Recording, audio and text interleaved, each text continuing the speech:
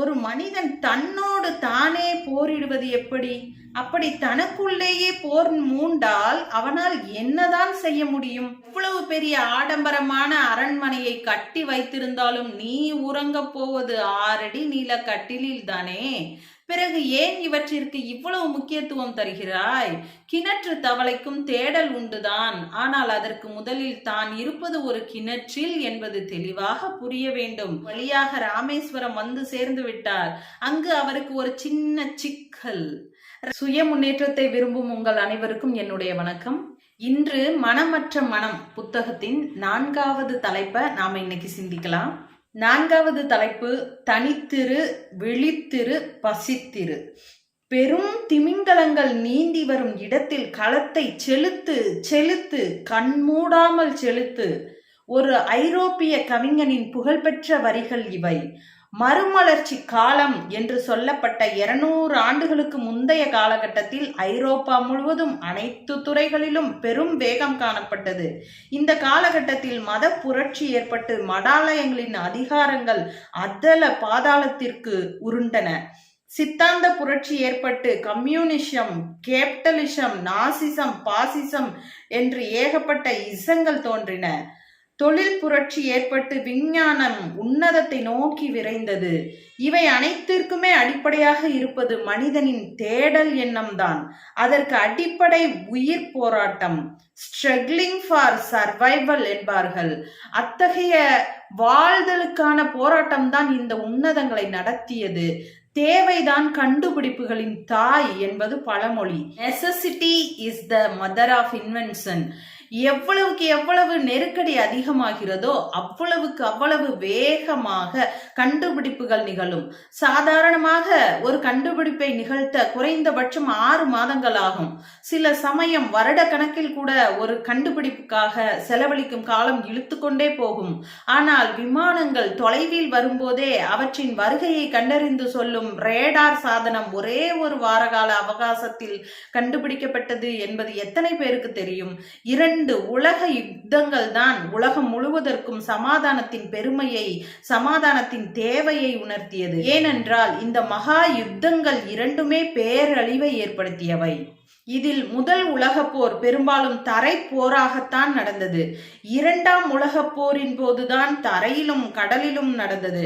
போதாதென்று உலகத்தை நடுங்க வைக்க, ஒட்டு மொத்தமாக அழிக்க வான்வழி தாக்குதலும் நடந்தது. விமானத்திலிருந்து நகரங்கள் மீது குண்டுமலை பொழிந்து சர்வ நாசமாக்கும் கொடிய போர்முறை ஒத்திகை பார்க்கப்பட்டது அப்போதுதான். ஜெர்மன் சர்வாதிகாரியான அடால்ஃப் ஹிட்லர் சரித்திர பிரசித்தி பெற்ற நில ஒளி தாக்குதலை, மூன்லைட் அட்டாக், 1 நாள் 2 நாள் இடைவெளி விட்டு என்று துவங்கி பின்னர் தினம்தோறும் இந்த குண்டு வீச்சு தொடர்ந்தது. பிரிட்டன் பணியும் வரை விடுவதில்லை என ஜெர்மனி இந்த போரின் போது உறுதி காட்டியது. அதன் விளைவாக லண்டன் தரைமட்டமாகி கொண்டிருந்தது. இங்கேதான் தேவைதான் கண்டுபிடிப்புகளின் தாய் என்கிறோமே. விமானம் தூரத்தில் வரும்போதே கண்டுபிடித்து தங்களை காத்துக்கொள்ள வேண்டுமே என்ற தேவை இங்கிலாந்துக்கு ஏற்பட்டது. விஞ்ஞானிகள் மின்னலென செயல்பட்டனர். ஒரே வாரத்தில் ரேடார் கண்டுபிடிக்கப்பட்டது. 100 மைல் தொலைவில் விமானங்கள் வரும்போதே அவை வருவதை இந்த ரேடார்கள் உணர்த்தின. ஒரே நாளில் விமான எதிர்ப்பு பீரங்கிகள் 200 விமானங்களை சுட்டு வீழ்த்தின.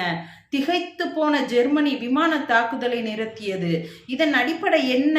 தேடல், அவசர தேடல், ஆபத்து கால தேடல். வௌவால்களுக்கு இயற்கை கொடுத்த கருவிதான் ரேடார். மனிதனின் தேடல் அதைவிட துல்லியமாக செயற்கை முறையில் ரேடாரை நிர்மாணித்தது. வாழ்வின் அடிப்படையான உயிரோட்டமே தேடலில் தான் இருக்கிறது. தேடி அடையும் பொருள்தான் எப்போதுமே மதிப்பு வாய்ந்தது. தேடாமல் கிடைக்கும் பொருளுக்கு என்றுமே மதிப்பு இருப்பதில்லை. தேடாமல் இருப்பவன் பக்கத்து ஊரை கூட அறிவதில்லை. துணிந்து தேடி புறப்பட்டவர்கள் தான் ஆப்பிரிக்கா, அமெரிக்கா, ஆஸ்திரேலியா என புது புது கண்டங்களை கண்டுபிடித்தனர். மனிதனின் வாழ்வு எப்போதுமே ஏதாவது ஒரு வகை தேடலை நோக்கித்தான் பயணித்து கொண்டிருக்கிறது. இயற்கை போராட்டத்தில் எல்லா ஜீவன்களுமே உணவை தேடுகின்றன, உறைவிடத்தை தேடுகின்றன, பருவத்தில் தங்களுக்கான இணையை தேடுகின்றன. இந்த தேடல் என்பதையே ஆகமங்கள் பசி என்று குறிப்பிடுகின்றன. உண்மையில் பசி என்ற ஒன்று மட்டும் இல்லாவிட்டால் உலகில் எந்த விதமான துயரங்களுக்கும் இடம் இல்லை என்பது அறிஞர்களின் முடிவு. மனிதன் உயிர் வாழ உணவு அவசியம். உணவின்றி அவன் உயிர் வாழவும் முடியாது, செயல்படவும் முடியாது. உடல் என்னும் இந்த இயந்திரம் செயல்பட சக்தி தேவை. அந்த சக்தியை அளிப்பது உணவு. பசித்த வயிற்றுக்கு ஒருவேளை உணவுக்கு கூட வழி இல்லாத காரணத்தினாலே தான் பிரெஞ்சு புரட்சி, ரஷ்ய புரட்சி போன்ற மாபெரும் புரட்சிகள் பிறந்தன. வரலாற்றின் போக்கையே திசை மாற்றிய சம்பவங்கள் நடைபெற்றன. பாரத பிரதமராய் இருந்த இந்திரா காந்தி ஒருமுறை சொன்னார், மக்களை பசியிலும் பஞ்சத்திலும் வாட விட்டுவிட்டு அவர்களிடம் தேசபக்தியை பற்றி பிரச்சாரம் செய்து கொண்டிருப்பது அறிவீனம் என்று. மனிதனுக்கு உணவு முக்கியம் என்றால் தாவரங்களுக்கு சூரிய ஒளி முக்கியம். சூரிய ஒளியின் உதவி இருந்தால் தான் செடிகளின் இலைகள் தங்களுக்கான உணவை தயாரித்துக் கொள்வது சாத்தியமாகும். அதனால் செடிகளின் மீது சூரிய ஒளி பட வேண்டும் என்பது சுவாரஸ்யமான ஒரு காரியமாகிறது. ஜன்னலின் உட்புறம் ஒரு செடியை வைத்தால் அது தன் உயிரை காப்பாற்றிக் கொள்ள சூரிய ஒளியை நாடி ஜன்னலின் வெளிப்புறமாக நீண்டு வளர்கிறது. பசி என்பது ஒவ்வொருவருக்கும் முக்கியம். அதே போல் அவர்கள் பசிக்கு உணவு கிடைப்பது அதைவிடவும் முக்கியம். வாழ்வில் ஒரு மனிதனின் அன்றாட செயல்பாடுகளுக்கு அவசியமானது சக்தி. அந்த சக்தி அவனுக்கு அவன் உண்ணும் உணவிலிருந்து தான் கிடைக்கிறது. ஆகவே அவன் செயல்பட, உயிருடன் வாழ அவனது வயிற்று பசி தீர்க்கப்பட வேண்டியிருக்கிறது. இதை தாண்டியவுடன் மனிதனுக்கு ஏற்படுவது உடற்பசி. ஆண் பால் பெண் பால் என இரு பாலரிடையே ஏற்படும் இன கவர்ச்சியால் ஒருவரை ஒருவர் அடைய வேண்டும் என்கிற உணர்வு ஏற்படுகிறது. இதுவும் ஒரு வகை பசிதான். இந்த வயிற்று பசி, உடற்பசி என்பதையும் கடந்ததுதான் ஞான பசி என்பது. இது மனதில் ஏற்படும் பசி. எல்லோருக்கும் உள்ள பசிதான் இது. ஆனால் இது எல்லோரையுமே வருத்துவதில்லை.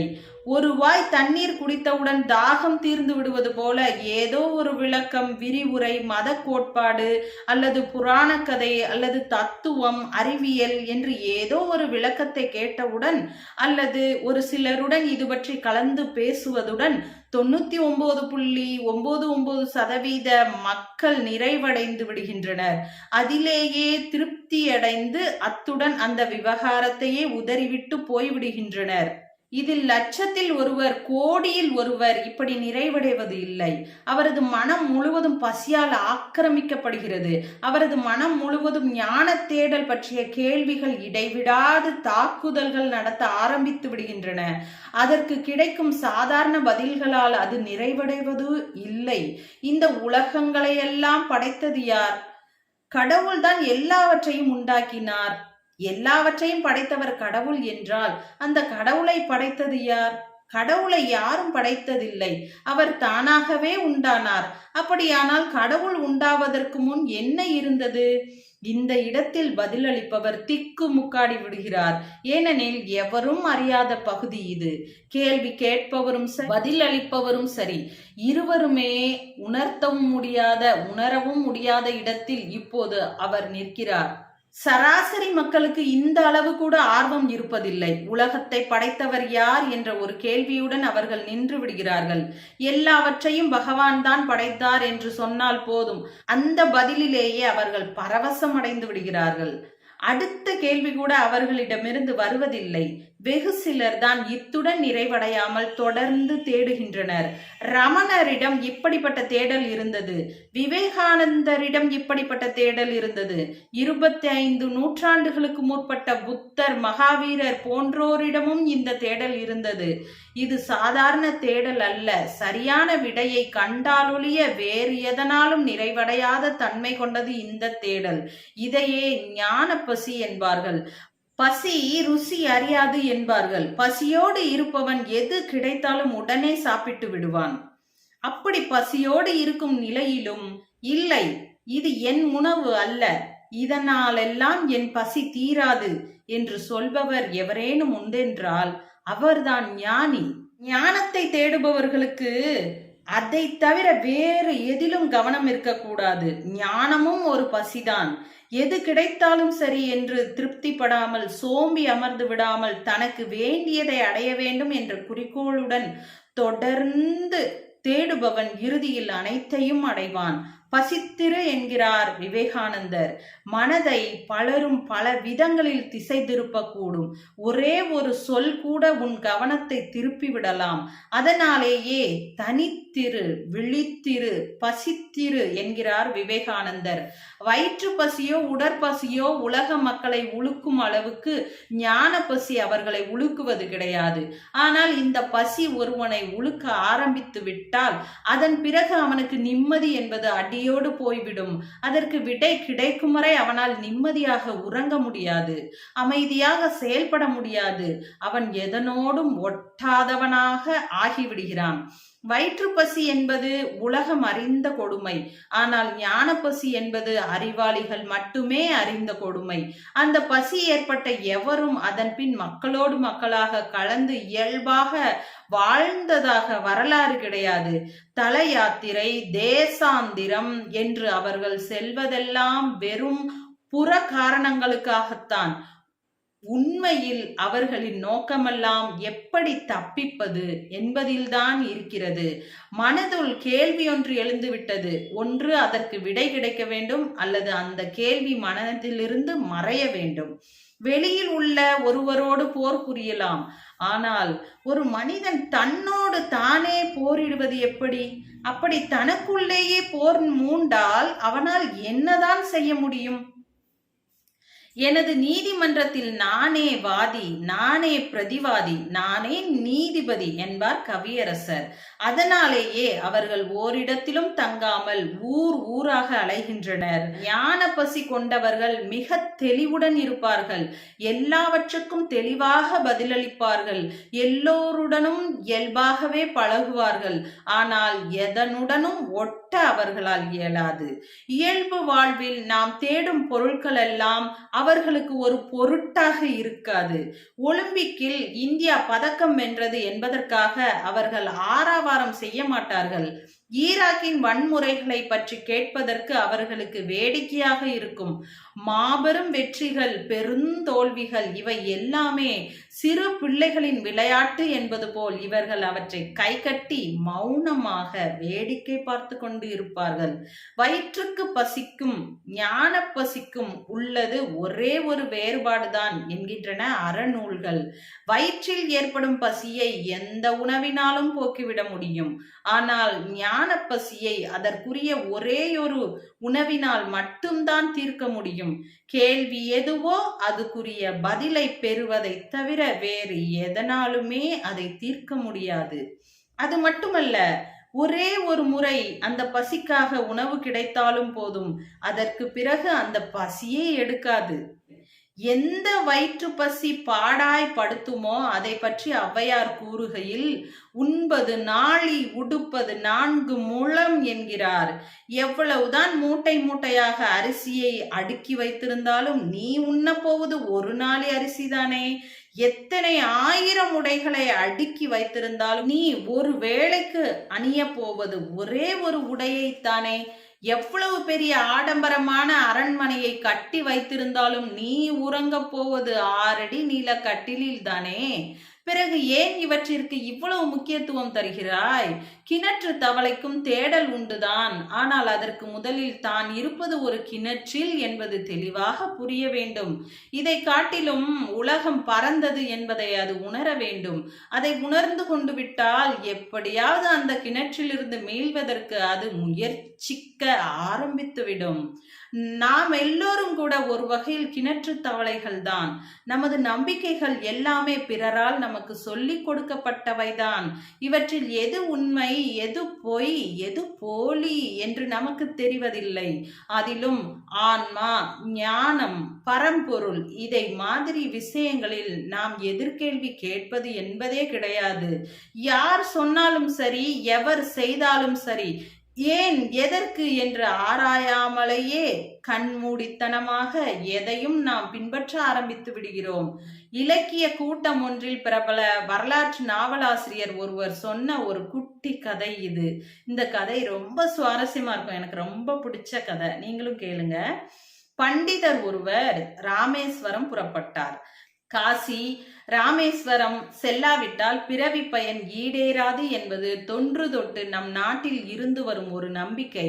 ராமேஸ்வரத்தில் குளித்துவிட்டு மூதாதையர்களுக்கு நீத்தார் கடன் செய்வது என்பது காலம் காலமாக நம்மிடையே இருந்து வரும் சம்பிரதாயமாயிற்றே. பண்டிதரும் அதற்காக ஒரு வழியாக ராமேஸ்வரம் வந்து சேர்ந்து விட்டார். அங்கு அவருக்கு ஒரு சின்ன சிக்கல். ராமேஸ்வரத்தில் கடலின் ஆழம் குறைவு. அதனால் கடலில் முங்கி குளிக்க வேண்டுமானால் கடலுக்குள் நெடுந்தூரம் செல்ல வேண்டும். அப்படி நெடுந்தூரம் சென்று குளிப்பதற்கு சொம்பு ஒன்று அவருக்கு இடைஞ்சலாக இருந்தது. நித்திய கர்ம அனுஷ்டானங்களுக்காக அவர் வெள்ளி சொம்பு ஒன்று வைத்திருந்தார். உப்பு நீர் பட்டால் வெள்ளி கருத்துவிடும். அதற்காக அதை கரையில் வைத்துவிட்டு நெடுந்தொலைவு போய் நீராடி வரலாம் என்றாலோ அதற்குள் எவரேனும் சொம்பை அடித்து கொண்டு போய்விடுவார்களோ என்ற பயம் அவருக்கு. என்ன செய்யலாம் என்று யோசித்தவருக்கு சட்டென ஒரு யோசனை தோன்றியது. உடனே சொம்பை கடற்கரையில் ஓரிடத்தில் வைத்தார். அதன் மீது மணலை கோபுரம் போல் குவித்து மூடினார். அடையாளத்திற்கு ஒரு நீல வண்ண மலரை அதன் தலையில் சொருகி வைத்தார். பிறகு நிம்மதியாக நீராட போனார். குளித்துவிட்டு வந்து பார்த்தவருக்கு தலை சுற்றியது. ஏன் தெரியுமா? இப்போது கடற்கரையில் ஆயிரக்கணக்கான மணல் கோபுரங்கள் புதிதாக முளைத்திருந்தன. அதன் ஒவ்வொன்றின் தலையிலும் ஒரு நீலவண்ண மலர் சொருகப்பட்டிருந்தது. வேறொன்றும் இல்லை. நீராட வந்த ஒரு பக்தர் ஓரிடத்தில் மணல் கோபுரம் போல் குவித்து வைக்கப்பட்டு அதன் தலையில் நீல வண்ண மலர் சொருகப்பட்டிருந்ததை கண்டு இது ஒரு விசேஷ வழிபாடு போலும் என்றெண்ணி அவரும் மணலை கையால் குவித்து அதன் தலைமேலே ஒரு நீல வண்ண மலரை வைத்தார். அவரை பார்த்த இன்னொருவர் அதுபோல் செய்ய இப்படி ஆயிரம் மணல் கோபுரங்கள் ஒரு சில நிமிடங்களில் அங்கே முளைத்து விட்டன. இதில் தன் வெள்ளி சோம்பை புதைத்த இடத்தை எப்படி கண்டுபிடிப்பது என்று குழம்பி போன அவர் தோராயமாக தான் புதைத்து வைத்த இடத்தை கணக்கிட்டு அதற்கு அருகில் இருந்த 1-2 மணல் கோபுரங்களை கலைக்க ஆரம்பித்தார். அவ்வளவுதான். ஜனங்கள் அவரை அடிக்கவே வந்துவிட்டார்கள். சொம்பு போனால் போகிறது, தன்னை அவர்கள் அடிக்காமல் விட்டால் போதும் என்று வீடு வந்து சேர்ந்தார் அவர். இங்கே இவர் செய்தது ஒரு காபந்து செய்கை. அது வெள்ளி சோம்பை காப்பாற்றும் நோக்கில் செய்யப்பட்டது. செய்த இடமோ ராமேஸ்வரம். லட்சம் பேர் இறந்து போன முன்னோர்களுக்கு நீத்தார் கடன் செய்யும் இடம்.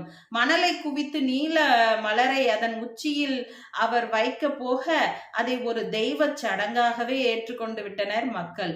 யார் கண்டது? காலப்போக்கில் அங்கு நீலவண்ண மலர்களின் விற்பனை கொடிகட்டி பறக்கலாம். அங்கு தினமும் வரும் லட்சக்கணக்கான மக்கள் ஆளுக்கு ஒரு நீலவண்ண மலர் என்று வாங்கினால் அதை ஒரு பூ 10 ரூபாய் என்று விற்றால் ஒரு நாளைக்கு லட்சக்கணக்கில் கூட அங்கு பூக்களின் விற்பனை நடக்கலாம். யாத்திரை வரும் எவரும் இதை ஏன் என்று கேட்க போவதில்லை. எவ்வளவோ செலவாகிறது. ஒரு 10 ரூபாய் செலவு என்பது என்ன பிரமாதம் என்றுதான் அவர்கள் எண்ணுவார்கள். இந்த கதையிலிருந்து நான் என்ன தெரிஞ்சுக்கிறேன்னா, சில பேர் சில விஷயங்களை கடைபிடிக்கிறாங்கன்னு வச்சுக்கோங்க, அதை அப்படியே நாமளும் கடைபிடிக்கணும் அப்படிங்கிற அவசியமே இல்லை. அதுக்கு ஏதாவது ஒரு சின்ன காரணமா இருக்கலாம். அதை நம்ம பெருசா நினைச்சுக்கிட்டு அது கண்டிப்பா செய்யணும், அவங்க செய்யறாங்க அதனால நாமளும் செய்யணும் அப்படிங்கிறத நம்ம மனசுல தவறா புரிஞ்சுக்கிட்டு நாம மத்தவங்க செய்யறத அப்படியே பின்பற்றணுங்கிற அவசியமே இல்லை. நமக்கு எது சரின்னு படுதோ அதை செய்யணும். நாம இதை கேட்டு உங்க மனசுல ஒரு சிறு தெளிவு ஏற்பட்டா இந்த வீடியோவுக்கு லைக் போடுங்க. ப்ளீஸ் சப்ஸ்கிரைப் பண்ணுங்க. நன்றி, வணக்கம், வாழ்க வளமுடன்.